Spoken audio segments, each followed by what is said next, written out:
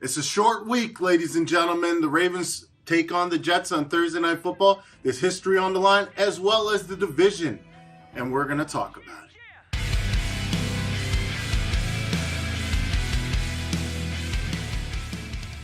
So as I said, out the gates, there is history on the line here. In fact, only 23 rushing yards separate Lamar Jackson from beating Vic's all-time rushing record. So that's really exciting. And again, this is happening on primetime. Now, of course, Lamar Jackson did not break 100 yards last week against the Bills, but he still put himself in a very good position to possibly break that record Thursday night, and that's huge. Well, and with just 23 yards away and multiple games left in the season, you figure he's a lock to break that. It's going to happen. I'm just saying, for the sake of the fact that I'm going to be there, I hope it happens while I'm there. That would be historic and awesome. But, I mean, that's nothing short of amazing. It's like, you know, again, we've talked on this show before about Lamar Jackson's progression as a runner and a passer, and he's got both on lock. Easily one of the most accurate passers out there right now, and he's just killing it across the stat board. Literally a fantasy football darling. You know, I mean, it's just incredible how this season's gone for him so far. Absolutely. Not to talk too much about our own fantasy league, but I mean, I think there's certain people that aren't looking so stupid taking him in the first round. Yeah. You know? If you guys know him, Mike, from Mike on the Mic, you know, that little wrestling show we do. Yeah, he's absolutely killing it. I'm not sure. Did he win this week? He made playoffs. Yeah, I know he made playoffs, which is crazy because me and my wife are the only two people in our league that did not. That sucks. Womp womp. But yeah, nonetheless, anybody that has Lamar Jackson in fantasy football, for most people, they got him on a steal, probably drafting him in a later, mid to late round. So kudos to you guys. But another big story, you know, for this Thursday night game, because again, you know, Thursday Night Football, I think, honestly, it's not as popular, I think, as the NFL thought it was going to be. You know, they're always shit show games. They're always shit show games.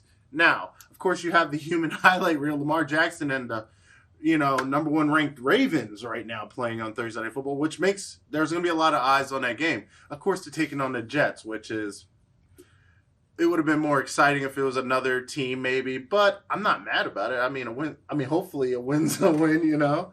But with the win Thursday, nonetheless, they can seal up the division, and I don't think the Ravens have actually been able to do something like that so early before that last week game, but I'm loving it.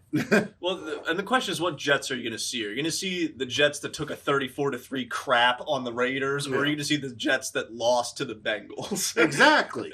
And that's the thing. You can't count out the Jets. I mean, yes, it's a short week. Yes, we have Mark Andrews who's suffering from injury, Ronnie Stanley, and Lamar Jackson, who apparently messed up his quad, but says he will be ready.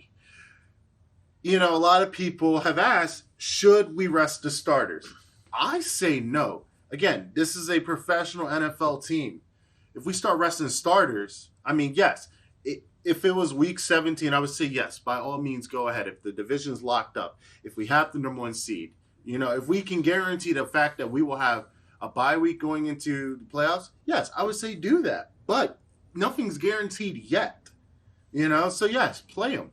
I think the biggest thing the Ravens can do is to score big and score early, then give the starters a rest, you know, in the second half. But, I mean, without Mark Andrews, I mean, people were asking, well, what is the Ravens offense going to do? Well, let me tell you, Hayden Hurst and Nick Boyle Sunday scored. And Hayden Hurst, let's talk about the Bills game for a second. Let's step away and let's go to that. You know, Hayden Hurst had probably one of the best touchdown receptions, I think, of the year. In fact, Mario, let's roll that. A long of 16. This is a first down for Baltimore. Jackson throws it. Wide open. Hayden Hurst. Does he have enough speed to get there? Hurst does. Touchdown, Ravens. The catch and run. 61 yards for Baltimore. Now, I mean, we're talking about a guy that's probably about or over 250 pounds. I mean, we're talking about a massive human, and he took off running. I was like, holy shit, I did not know he could run that fast. But you know what? If Mark Andrews, for whatever reason, is not able to play Thursday, I'm confident in Nick Boyle and Hayden Hurst going into it this week. You know, people are wondering about the Lamar Jackson injury. Yes, he apparently had hurt himself. But if he's saying he's good, he's good. I hope it's not an RG3 situation like it was for the Redskins. And again, I'm almost kicking myself because I've told people to not compare the two as much as the media wants to, at least in the early part of Lamar's career. But I don't think we will see him run a lot. But I'm hoping that we will see at least 24 yards. I think for the Ravens, their biggest thing they got to focus on here with the Jets is to, Robbie Anderson is coming off a 100-yard game. He looked really great playing against the Dolphins.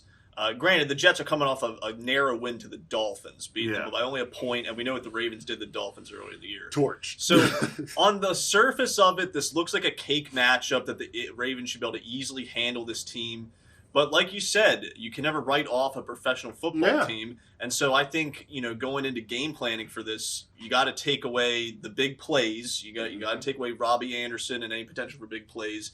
And I would say just keep the pressure on Darnold. If Darnold is, he saw ghosts against New England, right? We saw that how you stop Darnold is just send a bunch of blitzes at him. And that's what the Ravens do best. Yeah, I mean, look at what they did against the Bills. I think it was something like 6 sacks. And they shut down Allen. He was unable to do virtually anything.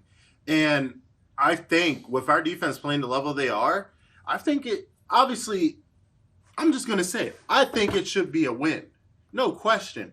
But again, this is the NFL. This is a professional football team. This isn't, this isn't Ohio State traveling to Towson or Towson traveling to Ohio State, And it's a Thursday night short rest type of game. So that always screws with things too. Exactly. So again, this could potentially be a trap game for the Ravens if they don't come out hard and fast.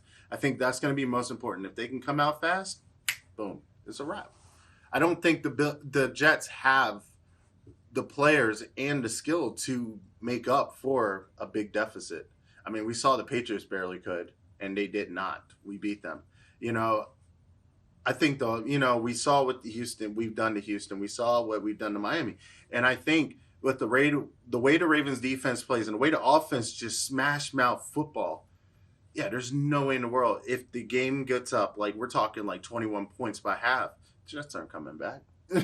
I think the way the Jets would have to win this, they'd have to get some kind of momentum early off of something crazy like, there's a fumble on the opening kickoff and the Jets are like right in the red zone and score. Like they need some kind of momentum early in the game, I think, if they want to try to get an upset here. But it's going to be really tough for them given the fact that they're going in empty bank and they're a lesser team. Yeah, definitely. But, like I said, we could talk about the Jets game all day and all night, and I will make sure to recap it on the podcast sometime this weekend. I haven't decided which day yet. But let's go to the Bills for a second. There's a few plays I have to talk about. And for example, let's start with probably the most hilarious play ever. I'm pretty sure Lamar juked this man down a few Madden points. Roll it, Mario. New set of downs for Baltimore to work with. Shake and bake.